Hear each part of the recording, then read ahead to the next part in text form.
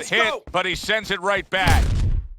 Tyson's just punching air that time. His opponent was able to get out of the way.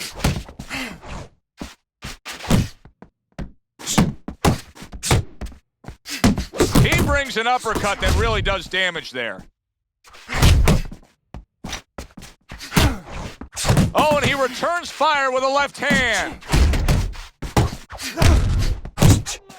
Right to the head with that right. He tried to nab him up. What a big shot. How is he going to survive this? Once again, he hits the deck. He's going to have to find a way. 3, 4, 5, 6, 7, 8, 9, 10. And just like that, it's over. Knockout in the first round. Well, we